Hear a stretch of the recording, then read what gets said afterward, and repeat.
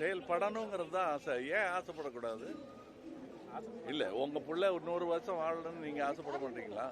உங்கள் அப்பா ஆசைப்பட மாட்டாரா? அதே ஆசை தான் எனக்கும். அது கொண்டு செல்றவங்களுடைய பொறுப்புங்கிறத தான் நான் ஞாபகப்படுத்தினேன் தவிர, எனக்கு 70 வயசாச்சு, 100 வருஷம் வாழணும்னா யார் வேலை செய்யணும்? அதுதான் ஞாபகம். இன்னையோட 3 நாள் மீட்டிங் முடிஞ்சிருக்கு. பல மண்டலங்கள்ல நிர்வாகிகளை கூப்பிட்டு பேசுறீங்க. தமிழ்நாடு முழுவதுமா மக்கள் இயக்கத்துடைய வரவேற்பு எந்த அளவுக்கு தொண்டர்கள் சொல்றாங்க? ரொம்ப நல்லா இருக்கிற மாதிரி தான் சொல்றாங்க. அவங்க தன்னம்பிக்கையான அவங்களுடைய எதிர்பார்ப்பெல்லாம் நான் கேட்கல.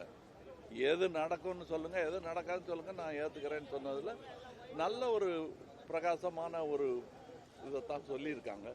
சில சின்ன சின்ன சிக்கல்கள் இருக்கு, அதையெல்லாம் சரி பண்ணிடுவோங்கிற நம்பிக்கையும் எங்களுக்கு. எல்லா தலைவர்களும் தேர்தல் பிரச்சாரத்தை தொடங்கிட்டாங்க சார். எல்லா தலைவர்களும் யாருமே இங்க 24/7 அரசியல்வாதி கிடையாது. அவங்களுக்கு வேலை இருக்கு. அவங்க வேலையை செஞ்சுக்கிட்டு கட்சிக்கு முடிஞ்சா ஃபண்ட் பண்ணிக்கிட்டு எவ்வளோ நேரம் கிடைக்குதோ அதை அவங்க எங்களுக்கு தேர்தல் அதுன்னு வரும்போது ஏன் சினிமா கூட பார்க்க மாட்டாங்க. அவங்க இந்த வேலை தான். அறிவுரை என்ன இருக்கு கட்சியை வலுப்படுத்துறதுக்கு தமிழகம் முழுவதற்கு? அது நீங்க கட்சியில் சேருங்க, நான் சொல்றேன்.